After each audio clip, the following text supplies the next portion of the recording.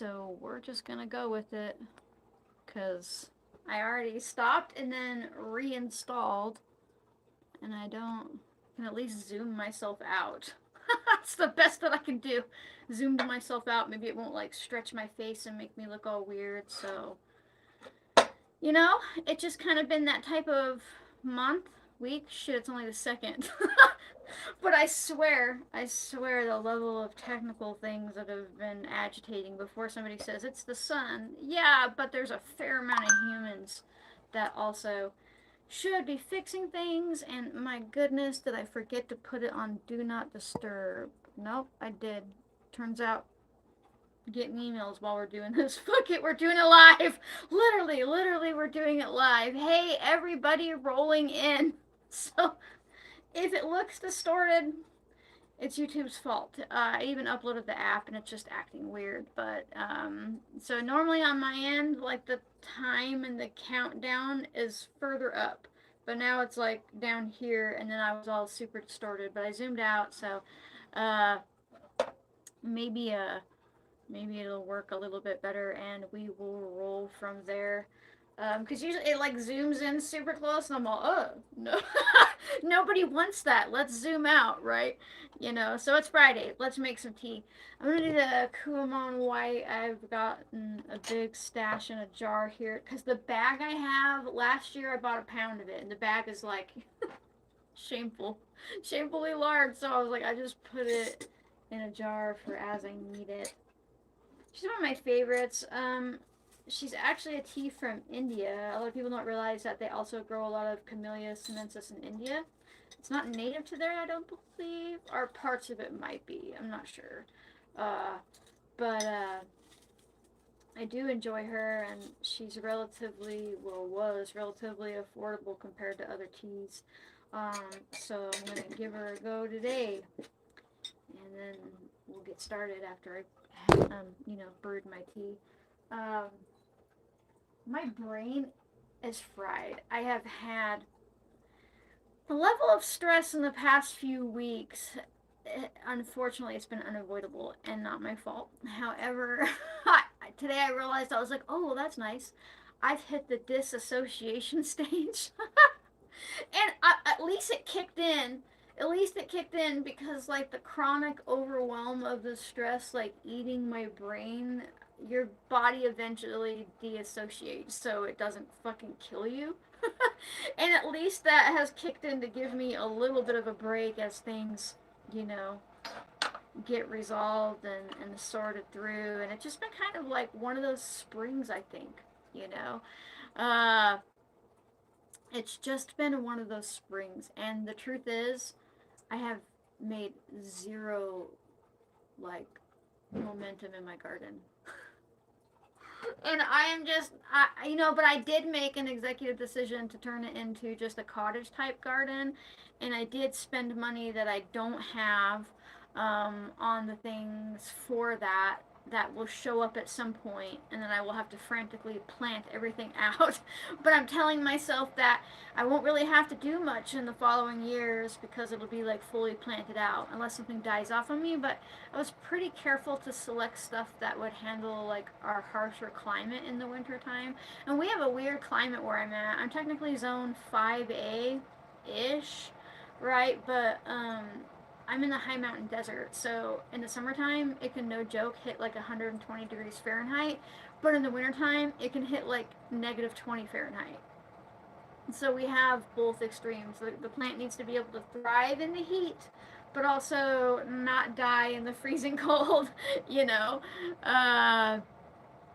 But yeah, so it's just, it is what it is, and somebody said chicken nuggets are great in every climate. I have chicken nuggets. They just kind of walk around until I'm ready for them. I guess quail would count as like homegrown chicken nuggets too. Like we have chickens, but I like the quail. I'm favoring them more and more. And like you could just, they're like a little nugget, you know, like a one size serving bird, you know. Um, as a reminder for the people who might be new here or rolling in, I start answering questions as soon as I've had my first sip of tea. just gives everybody time to show up and me time to settle in. And basically, when this timer is over, we'll have some fucking tea. All right, let's get this started. I'm thinking to myself, my hand shook in a weird way when I moved that timer, and I'm currently doing a deep dive self-evaluation of my reality. If I went quiet there for a moment, and that was also the sound of a nervous laugh. So we'll find out. We'll find out what happens when I push my brain. Alright. So yeah, I've just been kind of, it's just fucking online work, man. It's like the worst of the worst. Like I hate it. Like the least favorite part of my business is now the biggest part that I have to do. And that's all like online work and like, you know, managing like just online work, like the website and analytics and paying attention to numbers, and I just fucking hate it. I really do. Like if somebody like, I wish like somebody would just come and be like, and we all wish this, here's millions of dollars, just like figure stuff out, we'll pay you. The government used to do that, you know. The government used to give like people that they deemed like really smart or anything like that, they used to just give them money to do whatever they wanted, to figure things out, make discoveries. I'm like, I think we should bring that program back. It probably still exists. It just doesn't exist for people in our bracket whatsoever, right? Like you've got to be like they're breeding kids for that type of shit, you know. But yeah, I seem to have stumbled across a good patch of trolls. Yeah, yeah. Somebody it called me in hard. Uh, oh, my poor admins. Yeah, I see it going.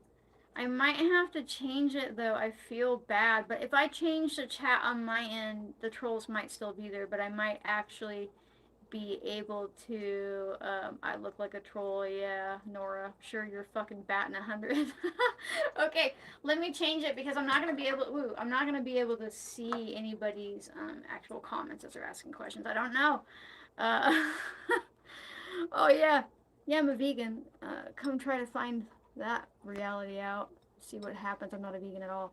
Okay, let me change to top messages. Oh my goodness. Okay, so I don't know.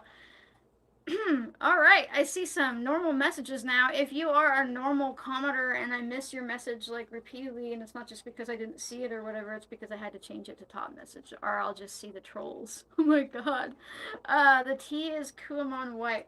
That's wild. So what's really interesting is when I did the live from my computer last week, which I hated by the way, and it didn't work for what I even wanted it to. It didn't show me to anybody but my subscribers, right? But then now I hop on my phone and it's like, you know what? We're gonna serve her up to all of the trolls. I swear to God. But yeah, okay, so this is almost up. I'll have a sip of tea. I'll try to fucking regulate my nervous system slightly and then see if my brain is willing to turn on and answer a bunch of questions. Yeah, I really do love white tea. James Morris says, I love white tea. Got some Chinese tea cakes. Yeah, I really love, ooh, have you tried, so it's harder to find, but I really love like the moonlight white or the purple type teas.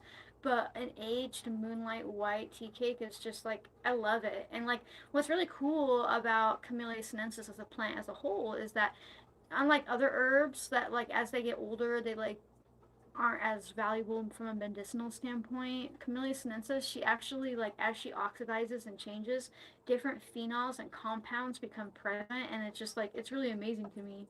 Like she wants to be aged almost, you know, and I just think that's really neat. Um, Ooh, she smells nice. This one is from Young Mountain Teas. It's an Oregon company, and they like specialize on they specialize on like small owned farm, particularly women owned farms from like, you know, like India and stuff like that, in pristine areas. And I when I first got into tea, I got a sampler pack from them, and I highly recommend any of their sampler packs because you get to try so many, and without committing to ones you may or may not like. But I'm telling you, even if you find one that you don't like, Even if you find one that you think you don't like, play around with the temperature, the water temperature, the steep time. Even try doing cold brew over warm brew and just try to pull out um, different amounts. Yeah, the trolls. I'm even in top chat. YouTube is like, these are top chats. They're like, yeah, let them fucking harass this woman. That's top chat behavior, you know. So let's have some tea and see if we can power through the fucking harassment online. um, Very nice. I like that brew most of my white teas around like 170, 175 degrees Fahrenheit, and I think that's just like perfect. Some people I know go higher, but I think it dries it out, if that makes sense. It makes it more dry in the mouth. But okay, question. If you have a question, say question. I'll do my best to answer it. Um, Question. I bought seaweed wakame and used it yesterday, and I felt so energetic for a while. It seems to hit my dosage. It, it seems I hit my dosage, if that makes sense. What are the symptoms of too little or too much iodine? Well, too little iodine is you are exhausted. Too much iodine will probably feel similar to hyperthyroid, where your heart is beating real fast, or you can't, like, if you don't already have ADHD, you can't, like, concentrate and you feel just kind of scattered and erratic. Um, but, you know, you could find that dosage you took yesterday and see if scaling back just a little bit makes you feel the same, and then just keep scaling back until you're like, oh, I don't feel it, and then just kind of creep back up. That way you kind of, like, fine tune your dosage, right? And most of us are iodine deficient, especially those of us who don't eat iodine salt. We've like switched over to sea salt and things like that, you know, and so we're not getting iodine added. And before anybody says, well, I eat a lot of dairy, there's not actually iodine in dairy. It used to be that they would wash, like, you know, the titties with iodine wash for like an antibacterial purposes, but they don't use that stuff anymore. And the iodine would get into the milk supply, and so they would say that dairy had iodine, but it doesn't in fact. You really have to eat seafood to get iodine, realistically, which is why the seaweed helps so much. So let me jump down. I don't know if I can change it to just subscribers. Question. Is catnip safe for a teething 1-year-old? You know, I would probably, if you know that they don't have like severe allergies, or no one in your family has severe ragweed allergies, I actually like chamomile better for this, even if it's just applied to the gums. It's an old school remedy, even for like babies who are first teething, right? You can like take chamomile and freeze it onto like a rag, but now you can use those, you know, those things that you get and get wet and freeze from to chew on. You can do the same thing with chamomile. The only caveat there is, if they have a ragweed allergy, they might have a reaction to it. So you might do a little test on the skin with some chamomile tea first and see if they get like a rash or anything like that. And if not, you should be good to go. Chamomile is generally recognized as safe for like all ages.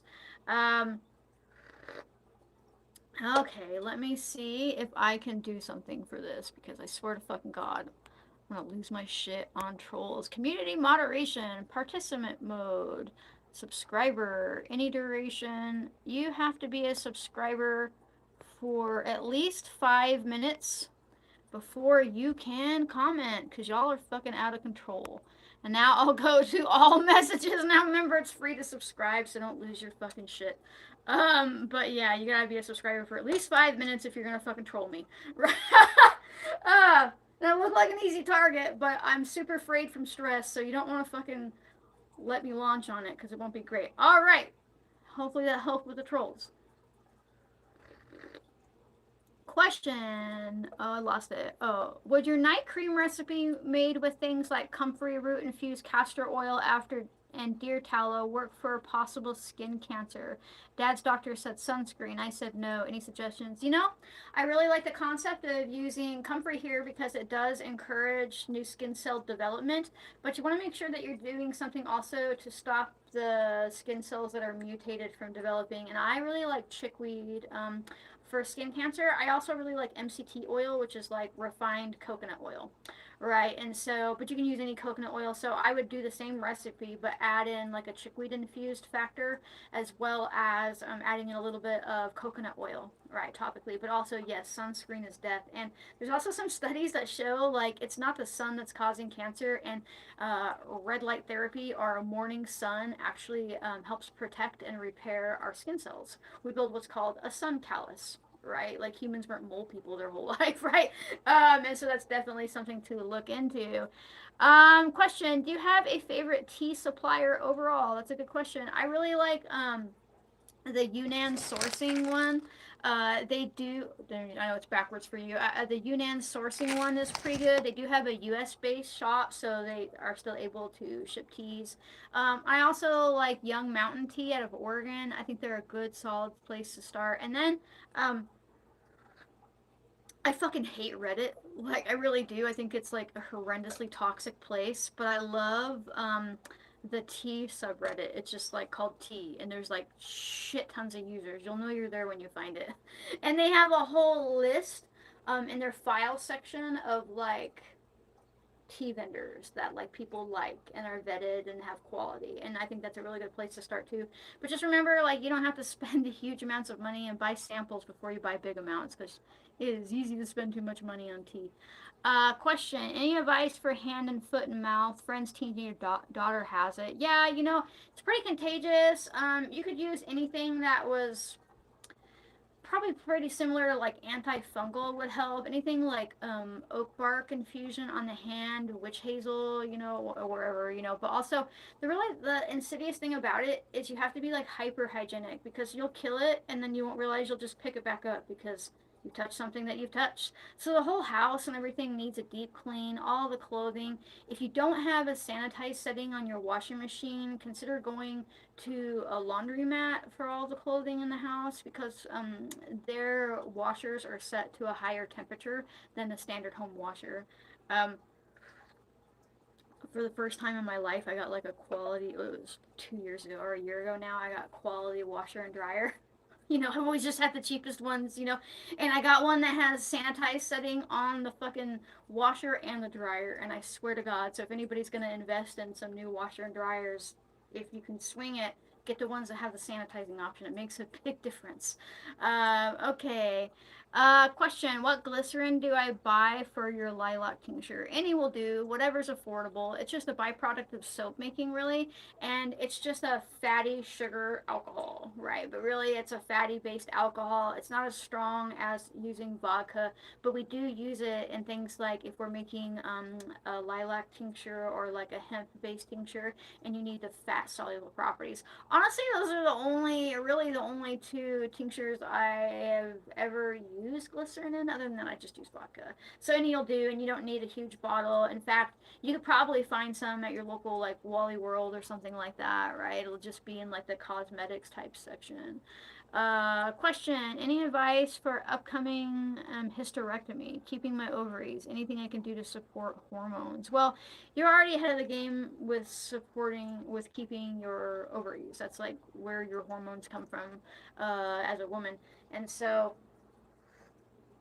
really I would just look into like healing your body from like the trauma of surgery. So make sure that you are doubling your calories and maybe tripling if you're under eating already. Make sure that you're having lots of protein, healthy animal fats. Your body fucking burns through calories when you're under like a lot of stress, whether it's physical surgery trying to heal. And then you need lots of vitamin C, lots of gelatin. You need to put those two together so your body can do collagen synthesis and heal the wound.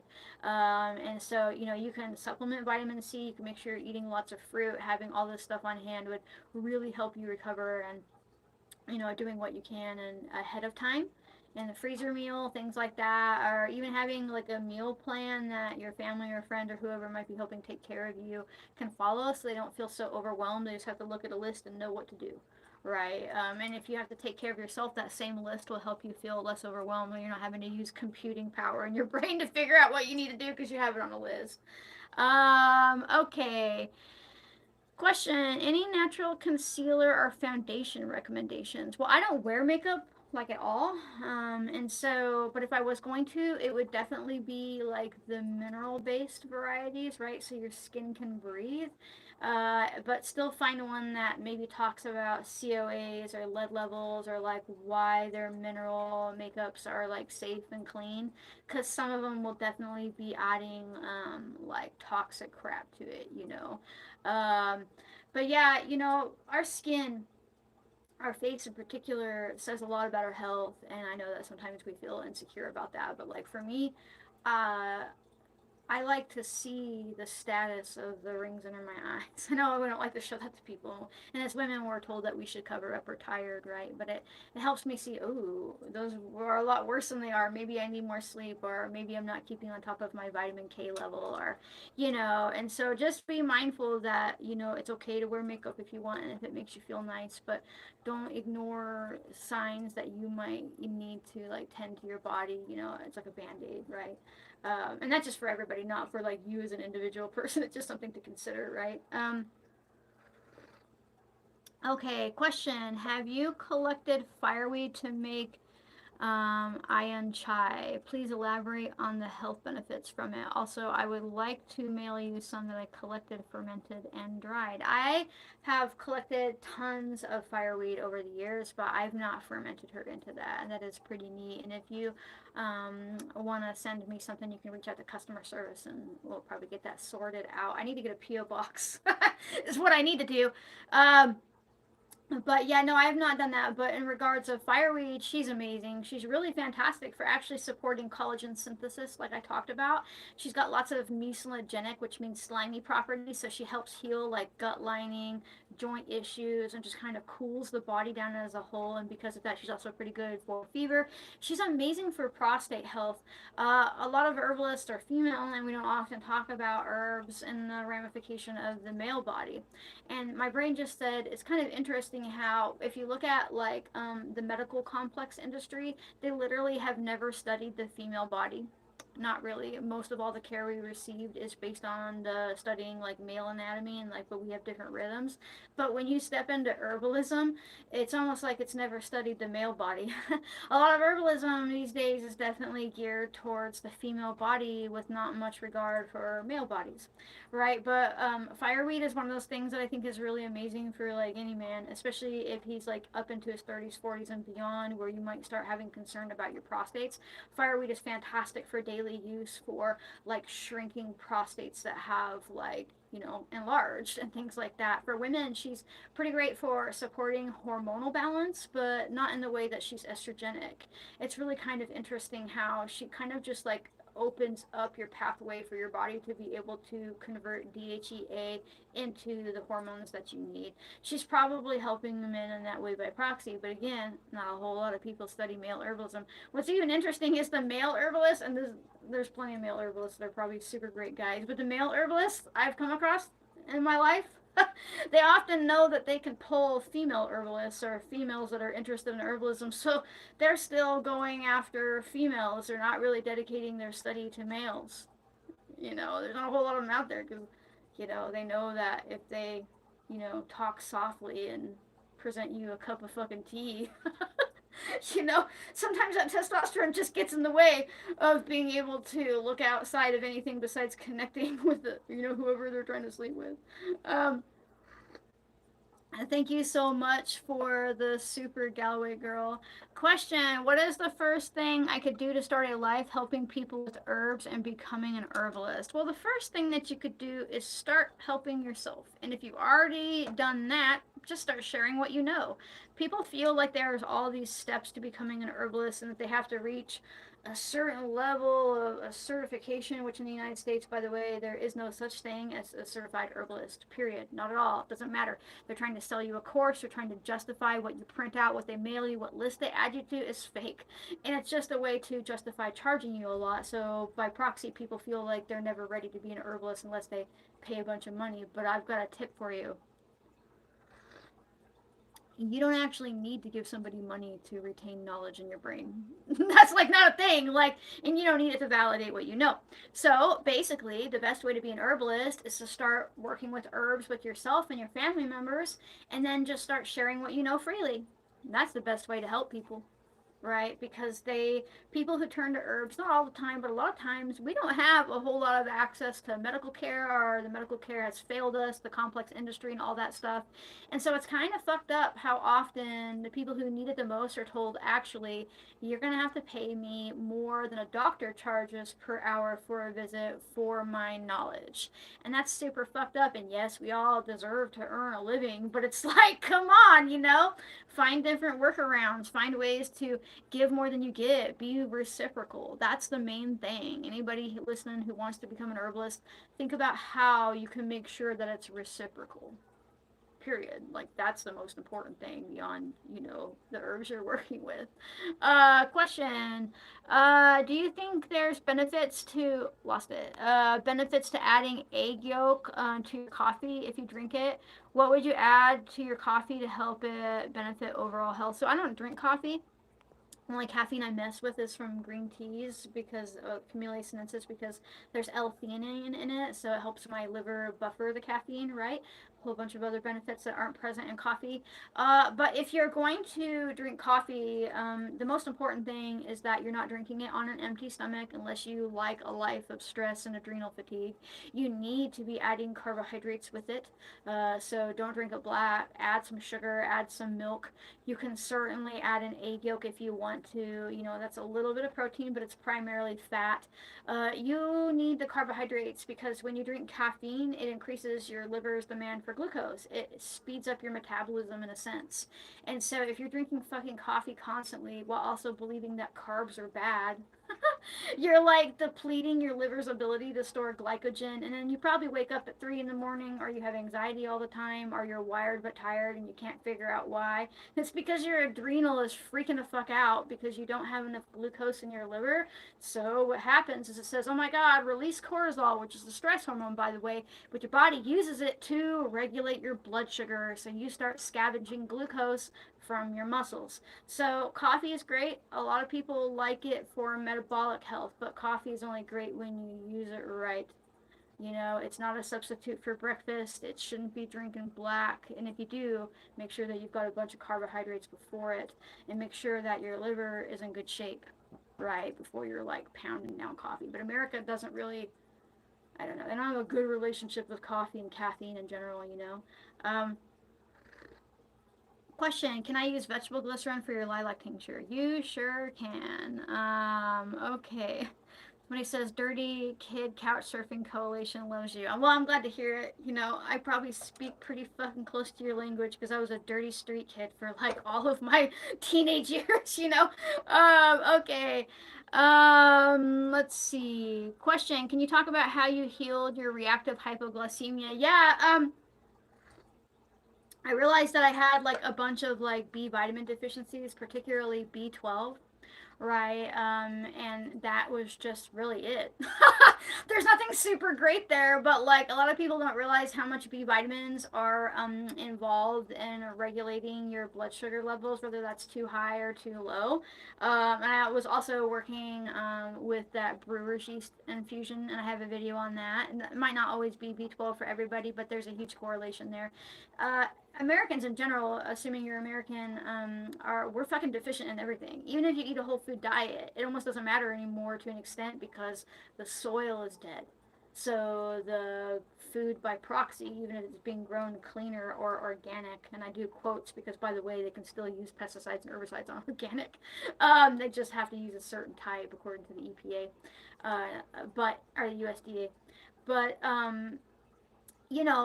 it just, you kind of have to start adding nutrients back into your diet. You really do, even if you're eating a nutrient-rich diet. But that was a big thing for me, working with my B vitamin levels. Okay, so says, oh my god, I was so overwhelmed looking at my garden. I just can't get started. I will be like you, and I will go to the greenhouse with the best intentions and end up forced to make something happen. Yeah, it's just, for me, I have a fucking star thistle problem.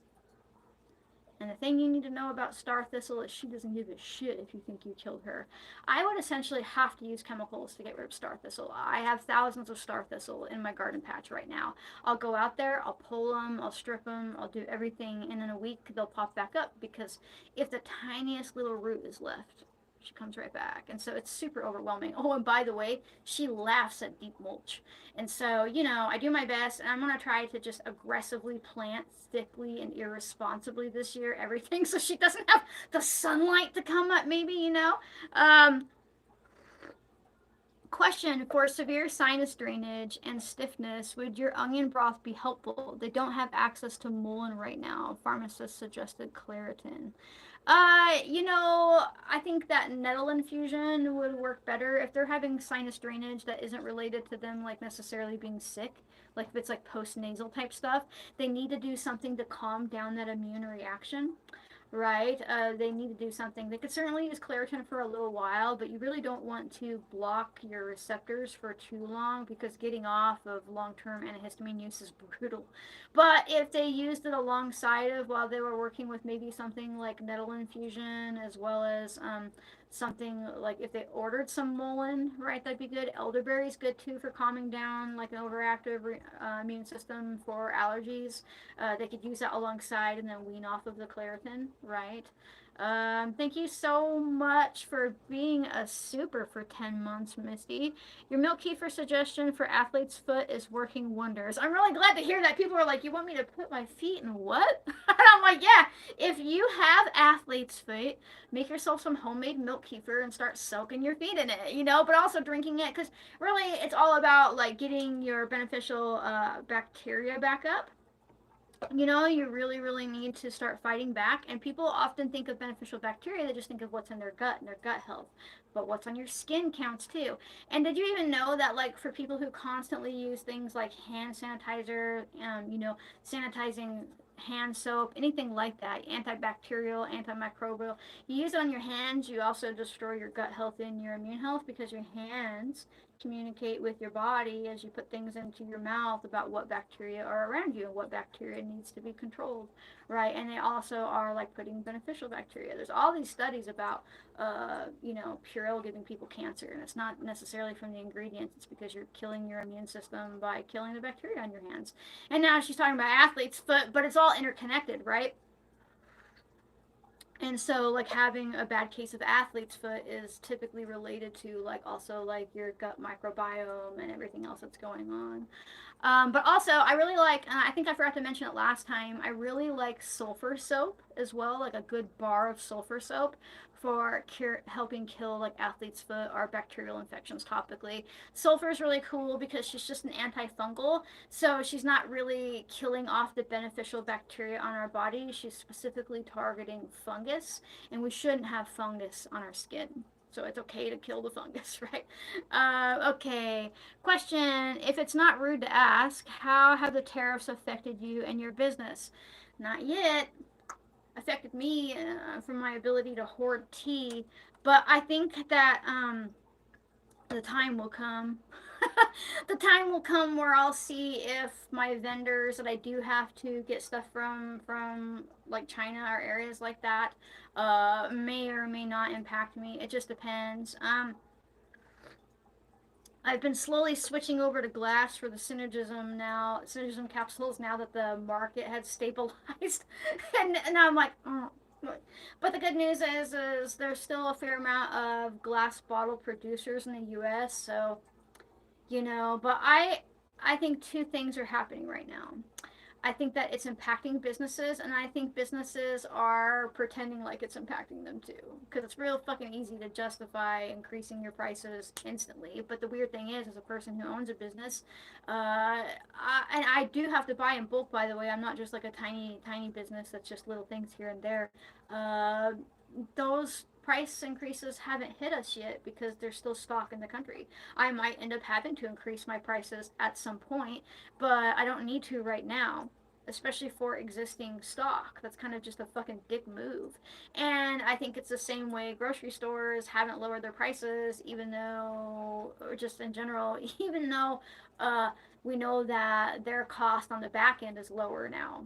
because they won't, because nobody will lower their prices and everybody will always take advantage of increasing prices. So but it is what it is, and I'll shift how I have to, and do my best to absorb some of it and keep it reasonable while also not like committing business unalive. Okay, so someone says, question, part of my ignorance, I was a city girl forever. Do I wash cleavers before I stick them in alcohol? There's no reason to. Just don't gather herbs that are visibly dirty, right? And remember, alcohol sanitizes. Plus you don't really want to get them wet because it'll impact the ABV a little bit. Right now, people are like, oh, if you use fresh plant matter, it will. Not really, because you're not extracting the liquid out of them, right?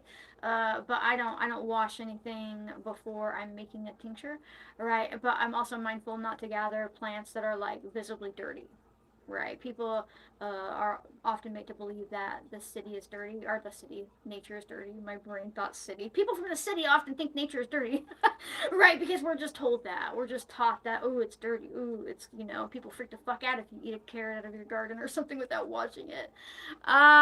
Okay. Let's see. Question: how would you fight the cortisol overload caused by menopause? You really just have to support your parasympathetic nervous system. You could work with herbs like whole herbs like chamomile, lavender. I really like blue vervain for this. You could also work with things like tulsi or licorice that will directly like oppose the cortisol, but I want you to be careful. With licorice root, real licorice root, you can plummet your potassium levels and fucking kill yourself. It happens all the time to people. They just don't like to talk about it. And with Tulsi, if you use her chronically, she'll downregulate your thyroid, which by proxy will make your cortisol issue worse. So those are herbs that I would cycle with throughout the week, if that makes sense. Like, let's say on a Monday, I have a nice cup of Tulsi tea, but for the next 3 days, I have like chamomile, and I work, with something like oat straw. And then, on a Friday, I have, a nice cup of like licorice root tea. Get it? So you won't hurt yourself if you're using them sparingly, but people go too hard and too heavy into these things and can really fuck themselves up because they think herbs are benign, right? Um, okay, my oldest goes to school on a farm. They overwinter with ryegrass. Lost it. They overwinter with ryegrass because it releases an enzyme that prevents other things from growing while the rye is growing in spring until it under and burn. Yeah, that's a pretty old school practice.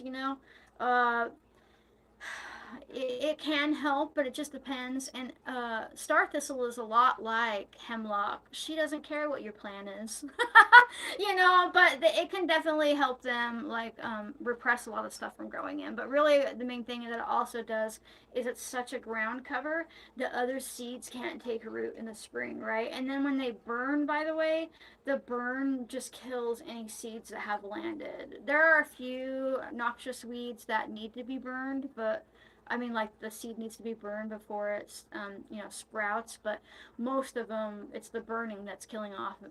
But they're just putting carbon and things back into their soil. It's super, super standard stuff, regardless if it's done with ryegrass or not. So, question, is ginkgo biloba suitable for nourishing herbal infusions? That's a good question. I don't really like to use her for that long of an infusion unless it's cold, because she tends to have high tannins, which will make you puke. So while you're not really worried about the VOCs because she doesn't really have a strong, if any, scent, you are worried about the tannins that you would extract, and it would just be really hard on your stomach, and most people vomit from it, or they end up with like severe constipation. So if I was going to do an infusion like that, I would do a cold infusion where you start with cold water and then put it in your fridge and then let it infuse overnight, right? Because then it's not so pungent, if that makes sense. Thank you so much for becoming a member, Carol. Question, anything for heart flutter? I've gotten it checked out and nothing. No anxious. Either it comes like a flutter for a few seconds, especially when laying down or changing postures. I suspect a nutrient deficiency. It could be any sort of deficiency, but I would suspect, magnesium, potassium, sodium. But I started having AFib when I was really low in vitamin C. And so, you know, but everybody's body is different. So you could start making sure that you're getting balanced electrolytes. I would not supplement with potassium unless you really know what you're doing and you've already looked at your potassium levels. I'd hope that they have checked your potassium, sodium, and magnesium levels, but I have no actual faith in the medical industry in the United States anymore. So they may not have, and they can even tell you that they're fine, and you get your labs and you can see that they're low. They literally did that to my daughter. Um, I would consider getting yourself or making yourself some sort of electrolyte drink. I do have videos on how to make your own homemade electrolytes, but just see if that helps, right? A lot of people think that if they have too much sodium, their heart will skip a beat and things like that, and it's possible, but usually, like, we're like not getting enough sodium. We aren't made of water; we're made of salt water, if that makes sense. So we typically need more. But if you're also low in magnesium and potassium, they work synergistically, right? You want them all together, right? And then you could also check your B vitamin levels, check your vitamin C levels, or just try to like increase your natural intake of that for sure. Because it sounds like they've brushed you off, and since you're a woman, I assume they're like, oh, you're just being anxious. Right? They like to blow us off. They really do. And now there could be also particular amino acid deficiencies. So if you don't eat a whole lot of meat, there's a real possibility that you might need like an essential amino acid complex in your diet or things like that to help your heart function. Okay. Question: do you know how I can calm down my nervous system fast? During the day, I meditate, but sometimes while I'm in bed, it overwhelms me and it costs me hours until it's calm again. I'm going to tell you something. I'm going to tell you something that's going to get me a bunch of fucking hate. Meditation can make your anxiety worse. So the concept of like meditating to calm down our nervous system is great if your inner matrix is perfect and put together. But if you have like a lot of trauma, unresolved issues, just a huge amount of stress, it actually kind of like hurts your brain. It actually kind of puts you into that place, and your nervous system isn't in a place to handle it, right? And now you can do something that's kind of like a sidestep to it, where you're doing something with your hands. I want you to get out of your like internal matrix and into your psychomotor, right? Psychomotor means talking, walking, doing. And so think about how many people here like crochet or knit or something like that. Think about how quiet your brain goes while you're doing that, but you're able to do it, or how your thoughts are able to like narrow in. It calms your mind because you're taking yourself out of like your overdrive brain and going into psychomotor, and so that can really be helpful. On top of that, you could work with things like milky oat tincture. You could work with a motherwort tincture, but I don't want you to do the motherwort constantly because you could downregulate your thyroid, which would make things worse. But the biggest thing that your nervous system needs, and if you're a woman, I particularly want you to listen to this, is carbohydrates. If you are like, oh, when I'm stressed out, I crave sugar, or oh, I'm a sugar addict, or I don't eat sugar, I don't eat this, I don't do carbohydrates, your body's like, fucking please give me something. Please give me the energy to use my nervous system and calm it down. I'm not telling you to eat candy. I'm not telling you to eat high fructose corn syrup. But I would highly consider, if you don't, or anybody who's listening, to start adding back in a lot of complex carbohydrates. I'm talking, well soaked and prepared grains. I'm talking beans. I'm talking, you could add in fruits, honey, maple syrup, all these things that your body knows how to use, and your system will calm down. And this is going to sound really crazy, and this is involving sugar, but the next time somebody's having a panic attack, if you're having anxiety and you can't stop, try drinking some sugar water and watch what happens. I'm not kidding. Your body needs carbohydrates. It needs glucose. Every cell in your body runs off of glucose. And when you aren't getting enough, what happens is you release cortisol, which is the stress hormone. It causes anxiety and everything else, so you can scavenge it from your muscles, like I talked about earlier. Right? And so every time we don't eat carbohydrates, that happens. And so it's just a really amazing way to calm it down. And I say this as somebody who, by the way, I was on disability for a decade for my severe CPTSD. I had agoraphobia. I had panic attacks every day. I lived off of benzos. I don't have any of that anymore. I got myself up with disability. I haven't had a panic attack in years. I don't really have anxiety anymore. I mean, I have like natural anxiousness if I'm like, oh fuck. I don't want to go to this random event, right? You know, but I don't have anxiety anymore. I don't wake up in the middle of the night anymore. I don't have invasive thoughts anymore, really. I don't have any of that stuff anymore. And while, of course, part of it was dealing with my trauma and my own fucking self sabotaging bullshit, a huge amount of it is that I eat enough carbohydrates. It was, who would have thought? You know, like, but anyhow, that was a long tangent, and I hope some of it helps you and anybody who's listening. Um, I'm gonna end there because I've been jabbering for about 44 minutes. I do have my members only Q&A coming up on Sunday. If anybody didn't, get their question answered here and you'd like a better shot at it, I have a hard time because I'm one human and there's tons of messages rolling by. It is only 99 cents to become a member, so it's not like a huge deal. Members do get early access to uploads. They get the Sunday Q&A, and starting this May, I still have some things to work out for it, but I'm gonna start giving uh, one-on-one like research consultations once a month. I'm going to pick a winner from a member. You do have to be at the $4.99 level for that, but you can become a member for just 99 cents. It's just a way to support me. Keep a roof over my head, tea in my pot, all that kind of stuff. You can also check out my apothecary. I make something for everybody. I've got books, synergies and capsules. Definitely go check it out. And if you can't do that, or even if you can, make sure that you like, comment, subscribe, turn on notifications, and share. Sharing is really important because it helps people realize that they can take their health back into their own hands, that they're smart enough to do this, all that type of stuff. It gets my work out there. It tells the algorithm that I'm a pretty cool person. So it's a really meaningful way to support my channel. So thank you so much, folks, and I'll see members this Sunday. Bye.